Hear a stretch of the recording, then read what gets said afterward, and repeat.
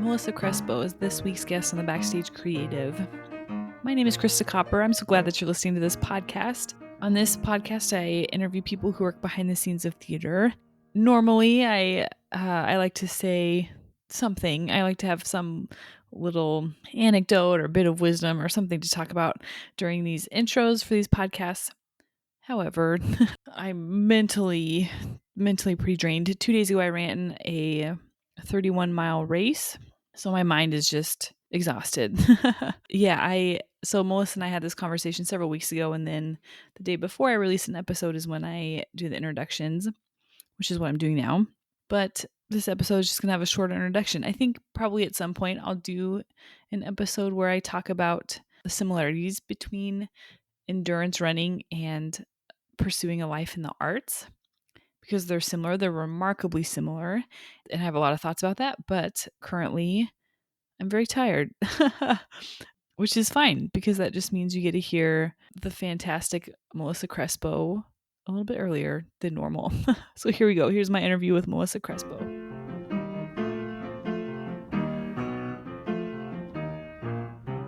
I would love to hear about the project that you emailed me about. What is that? What are you doing with it? Where's it going to be? Yeah. I have been scheduled to direct at Syracuse Stage since 2020, but of course, COVID put the stop on that. And so we reformatted a couple things and moved a lot of dates around. And then I didn't think it was going to happen, but Equity approved our in-person production of Lauren Gunderson's I and You, and I'm leaving tomorrow to go be in an actual theater, which I still haven't quite accepted the reality of that. There will never be an audience, a live audience, but there will be a multi-camera film crew capturing the staged production, which is pretty neat. That's awesome. I'm super jealous. I'm so excited. I can't even properly express it on this. So, yeah. So are you guys just doing like a one and done recording? Is it like live stream, like multiple nights? What does that look like? I know it's not a one and done, but we're going to get the best take that is in one shot, hopefully, and then it'll stream online for a month, I believe. So, yeah, it's not a live thing. I wish, but no. Mm-hmm. So, yeah, we'll be able to do some like sound cleaning up and a little bit of post, but not too much. Yeah, I like to hear how different theaters are trying to do like streaming things. I mean, I've seen like varying levels of like success, but that's nice that you'll be able to kind of polish it a little bit. I think it's hard when you're watching theater online because it's kind of the same medium as like watching a Netflix show or something, and so then it becomes an issue of sound quality and video quality and like, so you can't always compete with Disney Plus, and yeah. So I think that sometimes it's hard to watch theater online just because then you're kind of competing with other entertainment in that same medium. Yeah, I know what you mean. Yeah, it's really tricky, but I think regardless, artists have to work and we'll always find a way. And I'm just relieved theaters still want to make art at this time, as challenging as it is. And I mean, I have to take 3 COVID tests this week alone for rehearsal, and where I probably will be wearing a mask the whole time. I will be wearing a mask the entire time, but you know what? I'll take it. I'll do it. It's fine. So I'm just relieved things are starting to get better in general with vaccines and the numbers going down and the world slowly figuring out what we need to do to get over this pandemic. Mm-hmm. So is this the first show that you've had the chance to direct since 2020 2019, or have you been doing other things the past year?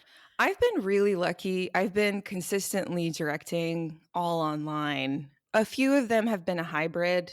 in person and virtual, but this will be the first show that I've been in an actual theater for. So that's the most exciting. And I don't have to do the post-production. So, because the tricky thing with all of this is, and I don't know if people realize this, at least, I don't know, audiences, maybe some theater practitioners, but it's so much more work to make virtual theater. It's way more complicated. Actors are alone, we're used to making things together in a room where everybody helps each other. We have stage managers, we have crew, we have, I have my designers, I have people that I can just literally turn to and in the next seat next to me talk to. And having to coordinate, like, actors are suddenly their own lighting designers and sound designers and costume designers and makeup designers, and it's just really complicated. And my heart goes out to everyone that's been making work, because it's not easy. Yeah, I just think everybody needs to sort of remember how it is a labor of love right now to be still creating at this time. But I've been very lucky to be very busy. So, yeah, I've experienced a lot of different ways of making theater over the past year. Some I hope I don't have to do again, and some I've had a lot of fun with, and I hope won't go away. So there's like a lot of pros and cons. There's a lot of surprisingly new things that are delightful about virtual theater. Like, I've worked all around the country and never left my house. So, and met so many wonderful people along the way. So, and I would love to continue doing that. Especially, I think readings and workshops over Zoom are not that bad, especially if they're not public. I've done a couple private things where it's literally just me, the playwright, and the actors in the room. I did a lovely reading with Ray Yamanuchi for the Playwright Center, and it was just 3 days of us and the actors, and we had a wonderful time with the play, talking about it. There wasn't pressure, but he did a lot of work on the play, and it was a very productive 3 days. So that kind of thing, I hope, continues to happen. Mm-hmm. And I think that will also hopefully also, provide opportunities to open up more funds Yeah. for things, right? Because no longer do you have to, in every circumstance, fly people together and pay for travel. And so Yeah, hopefully, exactly. hopefully good things will come from this season. No, good things will come from the season. Let me put it that way. Yeah, I totally agree. I hope so. Have there been any big things you've learned about directing or playwriting, or that you've learned through the pandemic that you will be able to hopefully apply to your craft once you're in person? I haven't even begun to think about that because I'm still in it. but Sure. but I'm an over communicator, at least I like to think I am, and that has really helped me throughout the pandemic. And because you have to use your words, because that's all you have on Zoom, and I can't just get up and show you, and that has been a really interesting process for me personally, because sometimes you're just tired. Yeah, I mean, Zoom fatigue is real. I've always been one to allow grace, but even more so. Actually, the biggest takeaway I have to say, now that I'm sort of thinking out loud, is just protecting my own sanity. I think I used to go above and beyond, where I would even cause myself harm mentally and physically, and I just don't have the stomach for it anymore. I don't know if it's age or what, but just protecting my own mental health. And I think a lot of people are doing that. And I hope they continue doing it, because at the end of the day, we are making art, and this is our livelihood. So it is serious. It's a big deal. But if it doesn't go as planned, that's the nature of theater. And we just have to shake it off and go on to the next thing, just grace, really. Do you have any I don't know, any like routines or like rituals that you do in your personal life to help with that, or um, kind of like any concrete things that you do to help protect your mental health, your physical health when you're, in the middle of it. Yeah, I breathing is big. Sometimes I catch myself not breathing and I'm like, "Uh-oh."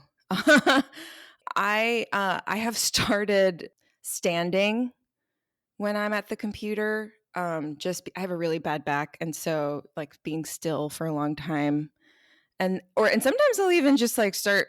I'll put the computer on the floor and start stretching while I'm like listening to a scene or whatever. And I think, yeah, it's really whatever works for you, but that has helped me, because if I'm just sitting in a and staring at a computer all day, I notice I'm really tired, I'm stiff, I'm sore. It's, and there are ways around that. So yeah, it's just being present in your body, and sort of, treating directing as if I were an actor in a way, like recognizing where the tension is in my body. And because if I'm not well, I can't do my job. So, and also recognizing when I'm tired, it's time to close the computer and take a chill pill.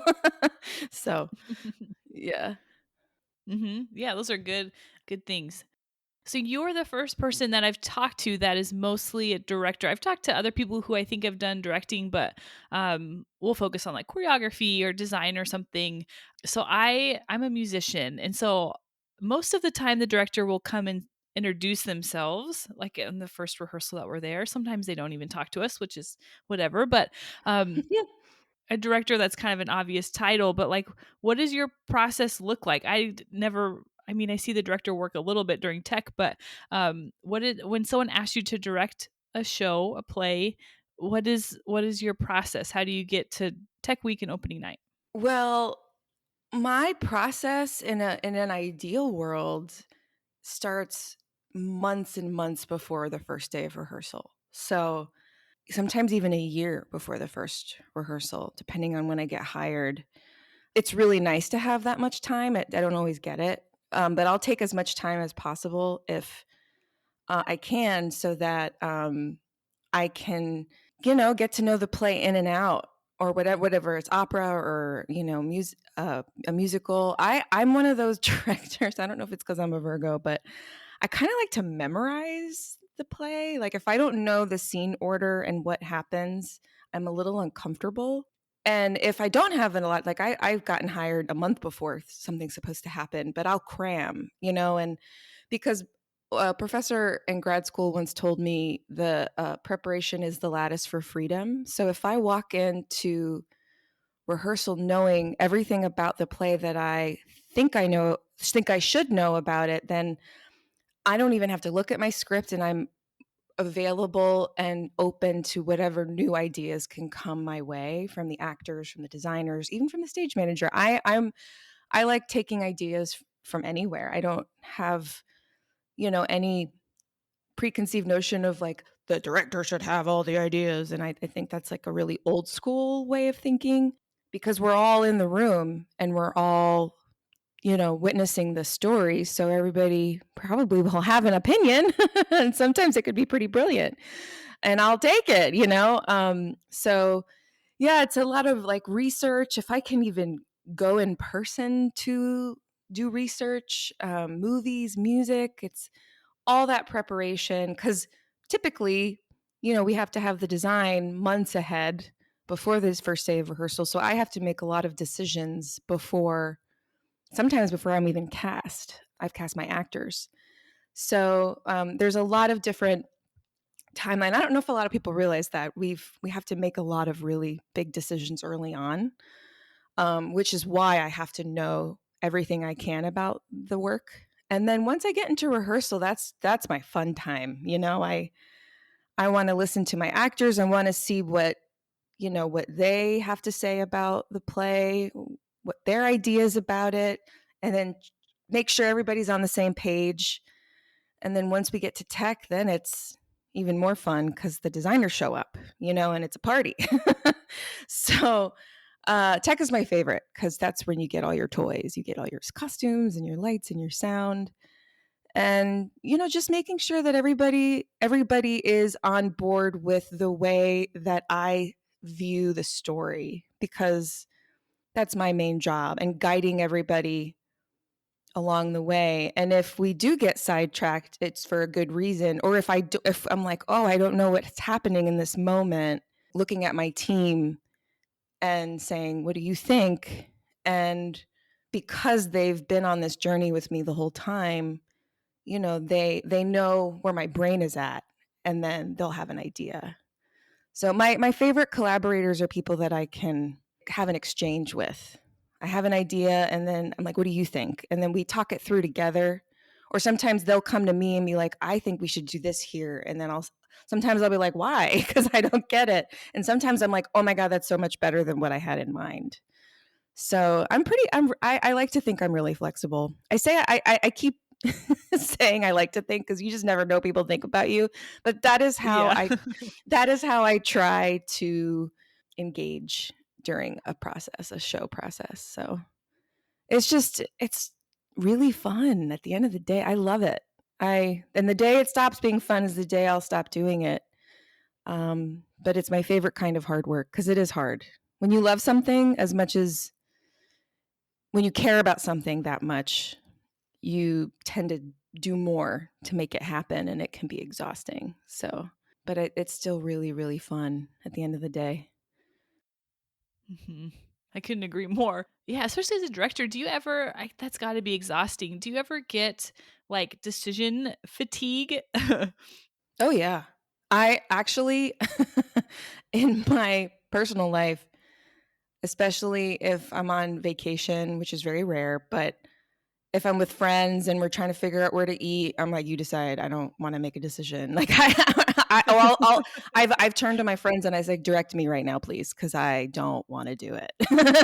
So I definitely, but when I'm in the room in a play or a production of any kind, I don't get decision fatigue there. I just get it in my personal life because I'm tired of being in charge. But the kind of person I am, I kind of can't help but make decisions, and I am a pretty decisive person, especially like I know what I like, I know what I don't like, and it's pretty rare that I don't know what the answer is, or at least what I want it to be. So yeah, it's more in my personal life where I'm like, I don't know, you pick. I don't care where we eat, just pick somewhere. Yeah. Does it get I would imagine, that it would sometimes get tricky, like, turning people's ideas down or, going a different way than what someone clearly wants to go, like, maybe a designer or something, and maybe that's a personality thing too, like, I'm a bit of a people pleaser sometimes, so, Mhm. I think I might kinda struggle with that, but, how do you kinda handle, like, saying no? Well, it's not personal. I don't view it as I'm saying no to you, the person. I'm saying it's about what the work, what the play, what the musical, what the opera, what the piece that you're making, the story is asking for. And if it doesn't fit within what the demands, what the play world, what the universe that we're creating, because we're basically creating our own set of rules for the world, the story within the world that we're telling. And so I'm thinking about everything that we've said as a team. This is what this is about. Like if hair is blue in this world, that's what it is. And if you want it to be red in one place, tell me why. And if people have a good reason and research, and they can explain why they want something, I'm all about it. But if it doesn't fit within the world that we've decided we're making, then it's not hard to say no, because it's about the work. And if it's done with respect, then it shouldn't be hard. And if you're getting your feelings hurt, that's something that you need to look at, because that's like, what the job is. So and with experience, like the older you get, the more shows you do, decisions need to happen, it gets easier and easier. Yeah, I find I'm not as precious anymore. So when you direct, do you get to pick?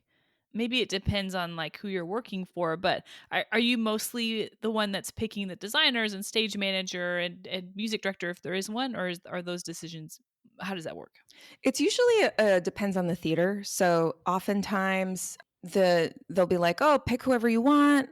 Or a lot of times they'll be like, "Oh, we have a resident lighting designer. Oh, we're a theater that's connected to a university and we have to use these grad students in these departments. And is that okay with you?" Or they're like, "You have to do it." It depends on the producing organization, or when you're coming into a project. Sometimes you're replacing a director who maybe had a scheduling conflict and the team was already assembled, and so I have to get to know everybody. So really sometimes it's in my control and sometimes it's not. So Hmm. yeah, it really depends. Hmm.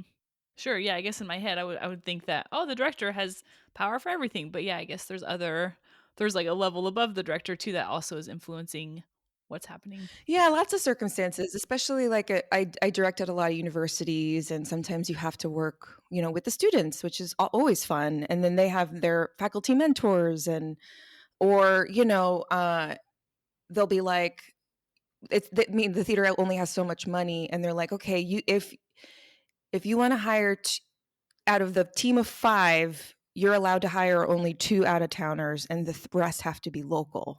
And so, but they'll let me interview people, in that area. So I'm not just being forced to work with someone. It really all depends. It depends on budget. It depends on the fabric of the organization. I love meeting new people and getting to work with new people, because then your network grows. It's nice to work with people, but I think it's really important to keep meeting new people and being introduced to new ideas. Yeah, I agree. Is there a big difference between directing a play versus a musical versus an opera? Are they? I'm sure there's a lot of similarities, but any like big differences between those three? Yeah, just in terms of what they demand, a play is typically just me at the head of it. Unless it's a new play, I might have the playwright sitting next to me, I might have a dramaturg, if the play is really new and never been written and is in development. And then a musical, they all just have different needs. A musical, of course, is a big team. You've got your choreographer, your music director. Sometimes you've got if it's a new musical, you've got your composer, you've got the librettist. You've got a lot of cooks in the kitchen. The fun part for me with musicals and opera is I get more breaks, because I'm like, oh, they're working on music. That's not my job.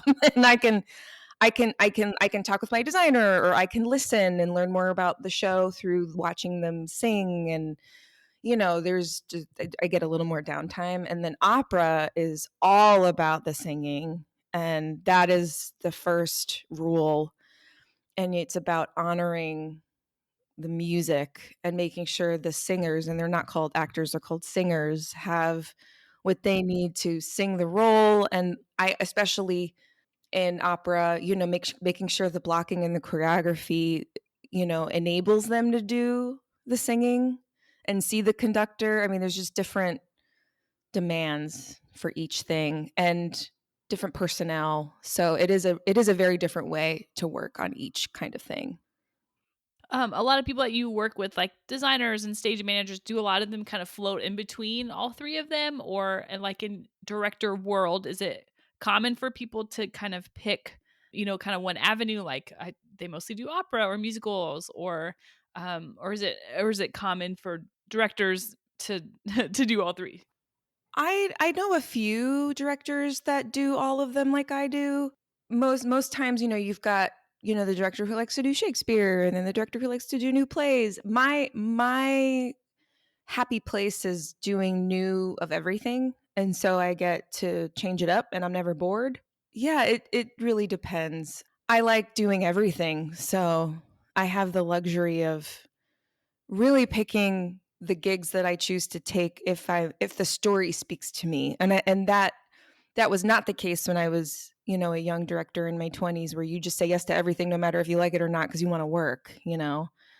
And now, I can be a little more selective, which is a really nice place to be. So, Yeah, yeah, that does sound like a great place to be. So was just listening to the your introduction episode to your podcast, Working Artist, Mhm. and I loved some of the things you talked about. Like leaving a day job and pursuing directing full time, and I love the whole concept of this project that you have. So let's start with how did Working Artist get started? What was kind of the impetus for that idea? And yeah, like the structure of it, how often it comes out, how you find guests, kind of an overview of Working Artist. Oh, thanks for listening. So, Working Artist, I had always wanted to do a podcast because I found I have a lot of opinions.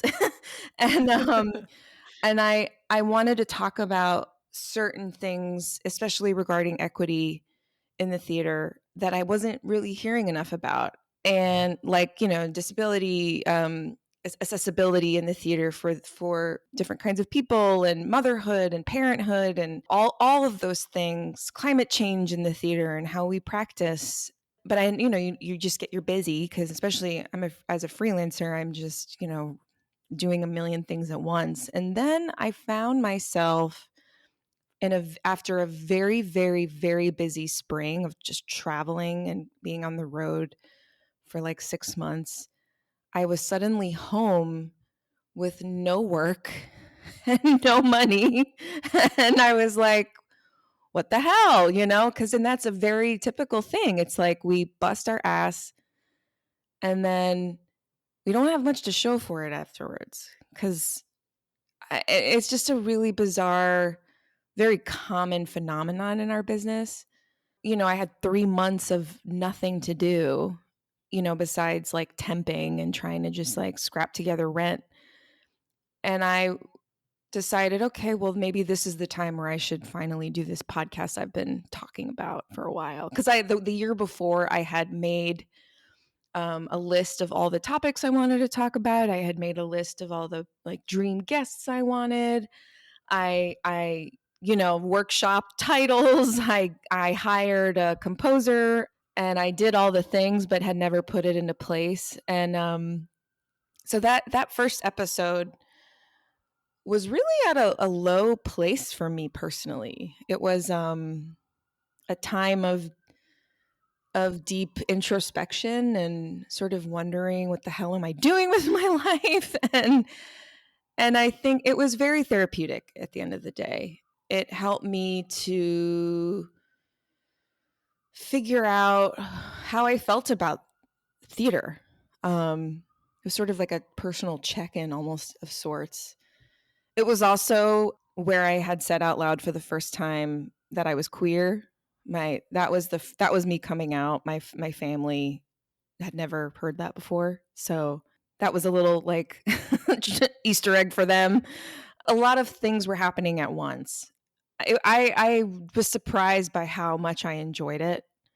Because I know a lot about computers, and I used to work at the Apple Store. I know how to use all the things, and so I was just putting all of my talents in one bag and doing it, and I did it. And I paid for it with a credit card, and just said, "We'll see what happens." And the first season ended as I had planned for it to end. I believe it was October, November.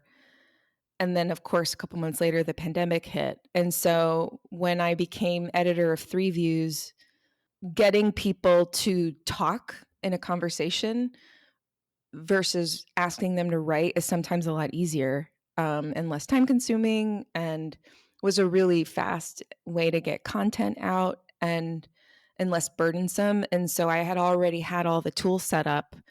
So the folks at Three Views were like, "Hey, why don't you just kind of merge them?" And it has really worked out. So at the moment, we don't I don't it's not there's not like a schedule. It's sort of episodes pop up as, things, opportunities, and people who want to talk, or if I have an idea and I'll approach someone.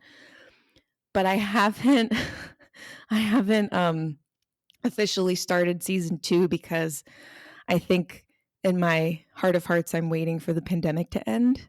But I don't know. I feel like I need to admit that this is like, not going away anytime soon. But that's a Mhm. long answer to your question, but that is where the working artist came from. I love the podcast medium. I think it's such a great, like you said, it's a great way to get content out quickly. It doesn't take a lot of commitment on the people that you're asking to Yeah. volunteer their time. I found it to be such a great like self-improvement project. Like Mhm. um I've I've gotten better at public speaking. I mean, some days I kind of struggle. Yeah, I think it's such a beautiful way to learn a new skill. And then like not only the skill of putting a podcast together, but then also talking to guests and like and learning yourself and learn and enriching your own life and hopefully the lives of the people that are listening. So I think it's such a wonderful thing. I love podcasts. I think Agreed. they're Yeah. marvelous. Yeah, and they're free, and Mhm. it's very egalitarian, which I love. So, yeah. What do you hope to achieve with your podcast?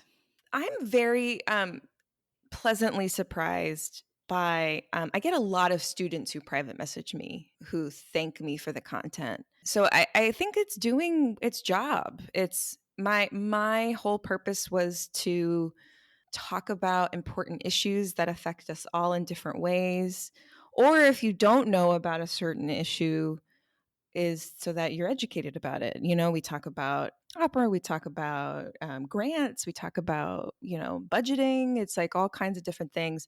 Yeah, students seem to have the most pleasant response. And actually, a friend of mine from high school, she's a really talented poet, she even reached out and said she loved it because it helped her feel less alone as a stay-at-home mom whose kids are about, we're starting school and sort of figuring out her next step, as a poet and a writer. So I've been really, really nice at the response. People have been very kind, and I'm very grateful for that because I really didn't know how it was going to go. And I was putting myself out there in a big way. And that is always a scary thing. But like RuPaul says, vulnerability is power. So I I have felt a little more powerful once the response was so positive. So that was all. And that was really all I had tried to do.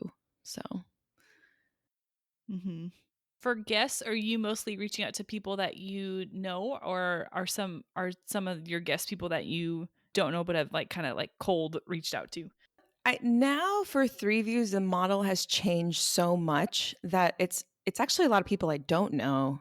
It's people that have reached out for various reasons because, they have a new project, or for 3 views, I do a lot of reading to figure out, just kind of, keep your finger on the pulse of what's happening. And so I'll be like, oh, I want to talk to this person about that. It's really content driven instead of guest driven. I personally have found, though, that since the pandemic, I'm not as excited to talk these days. I'm more interested in kind of taking a step back and hearing other people talk. Like even the thought of talking to you today, I was like, okay, I gotta, I gotta get my thinking cap on and find the words, because I'm just, I'm I'm creating and doing a lot. I do have a lot of fatigue right now in terms of like just my mental capacity. I can feel it shifting now that the weather's getting nicer. I'm half vaccinated. I got my second shot coming up, and things are just not at the existential brink all the time like they were last year with who was in charge of the White House, and just so much death and loss. It's a lot. So like I said before, it's just about checking in with myself and figuring out what I'm capable of and not forcing it if I'm not ready. Mhm. So, yeah. Yeah, and I appreciated your honesty so much when I first reached out to you. I think I reached out to you late last fall, maybe, or Yeah. in the winter, and you're like, "Well, I'm not really up for this right now." And I so appreciated the honesty of like, contact me in a few months. Yeah, so thank you for being honest about that. Yeah, I was really grateful at how wonderful you were in that. I believe I had just broken up with my partner, and I was very sad. And the holidays were coming up, and I had just, it had been a long year, and I was like, my well is dry. I got nothing good to say. I couldn't not admit it. And I was grateful that you did follow up, because it literally was like, I just need a minute, but call me in a few months.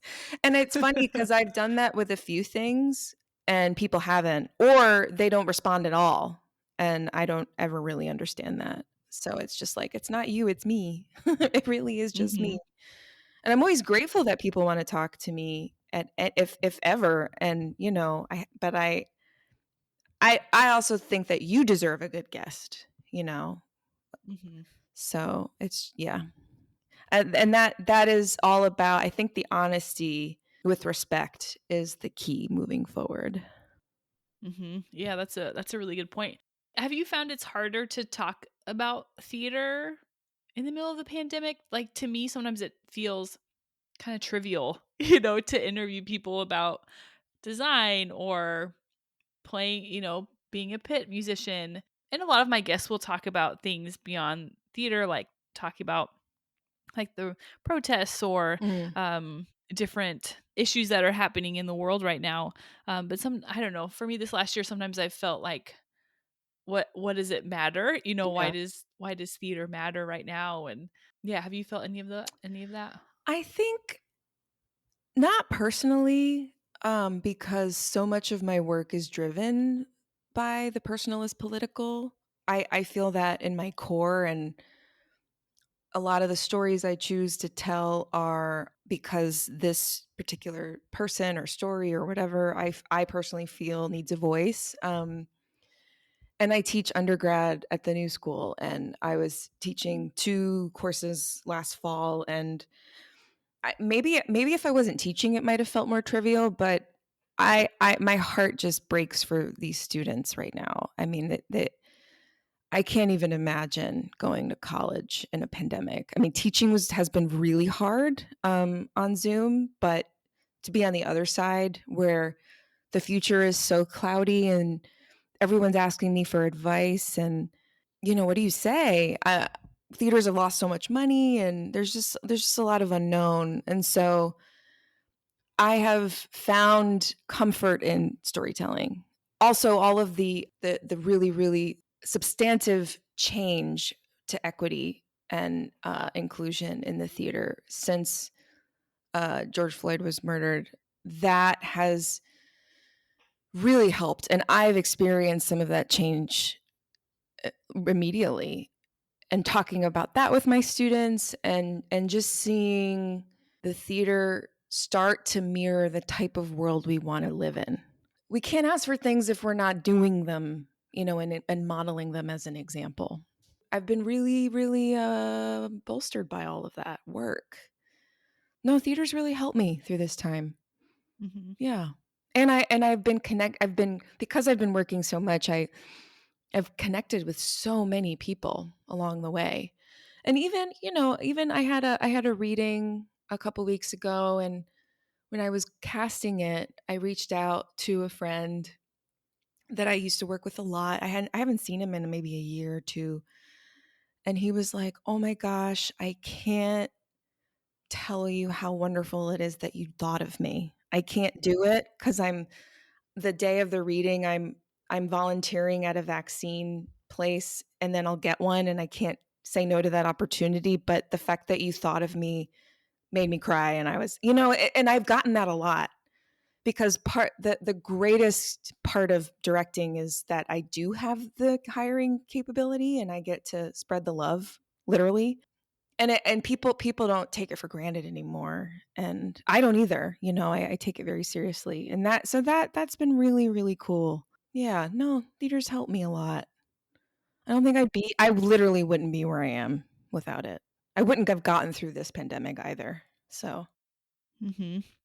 Yeah, what do you think has kept you in theater when, you have 3 months of empty space on your calendar, or you're just burned out? I know you've mentioned just the joy of working with so many different people, which that's a big reason of what has kept me in theater. But what else do you think has kept you going when you're in those dark places and life is just so difficult as a freelancer and there's never any money and like what's kept you in it?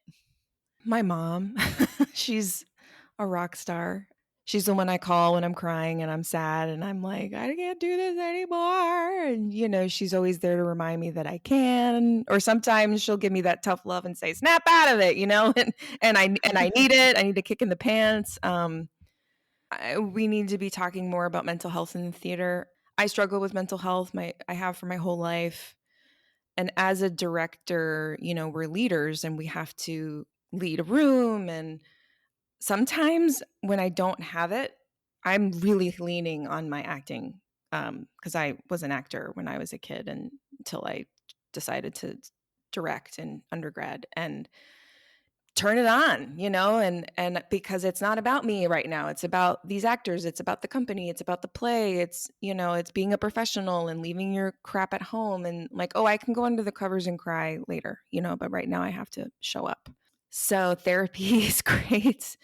Friends that are willing to talk and listen, and the community of theater, like I some of my best friends are because, of a gig, of a show I've directed. We're not meant to be alone. We're social beings and I'm an extrovert. So the pandemic really hit me hard because I'm like, I need people. Because I personally know a bunch of extroverts, like who are actors who are thriving. And I'm happy for them. It's great, but not me.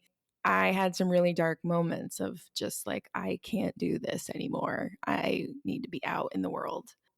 And ultimately, what's kept me in the theater is I don't see myself doing anything else. Literally every time I've tried to leave, something has pulled me back. It's just not in the cards for me not to be doing it. Like as much as I try, I get sucked back in. So here I am. So, yeah. Yeah, same. There's been some moments where I'm like, all right, sell it all, like put my base on what Facebook Marketplace or something, like I'm done. And then I get a call for a gig and it's usually not even like that great of a gig, but I'm like, okay, yeah, I'll do it. Exactly. Yeah. And like the few times I've tried to leave New York, it's like, nope, you're gonna sit right there and keep doing what you're doing. I'm like, okay. So yeah. Yeah. Who knows? As much as I feel I've sacrificed for the theater, it's given me a lot in return. So who knows what the future holds, but for now I'm here. I was interviewing someone, I think it was almost right when the pandemic hit. So last year, and they were saying, oh, I'm totally going to butcher exactly what they said, but it was along the lines of, my focus of my career is not so much what I get from the career, like a Tony or working at a super prestigious theater, but what I get in return, like the friendships Yeah. and the community and the joy of a production that maybe it didn't sell well, but was just so clean and together and told the story really well. And so, yeah, they were talking about focusing on what you get out of theater and the experiences that you get. And yeah, sometimes you have to come back to your why and remind yourself why. Absolutely. And also, I've thought too, like, if even directing on Zoom, as much as sometimes I don't like it, is giving me the oxygen I need in a pandemic, that says a lot. Hmm. So I'm like, oh, I had a lot of fun today, even though it was on a computer. And I'd rather be doing this than anything else. Then that says a lot. So yeah. Hmm. Yeah. So I like to ask everyone the same final question, and that's what advice would you give to young people? So, what advice would you give, and maybe what advice do you give to young directors? Thinking about a younger me, I was so afraid to fail when I first got out of undergrad. And it's just so silly now that I think about it. Just do it. Don't get in your own way. You only learn the theater, like whatever it is, directing, writing, acting, anything, by doing it over and over again. Just do it. I mean, like, um, and this, and I think that really applies to directing too. Because yes, I have a master's. I've done a lot of school, but ultimately you really learn by just doing it. Yeah, take the leap, as scary as it might feel, and just do the thing that you want to do deep down in your heart, and you'll know if it's right. Yeah, that's my biggest thing. The music for the Backstage Creative was improvised and performed by Ian Leroy, and the logo was designed by Carly Wagner.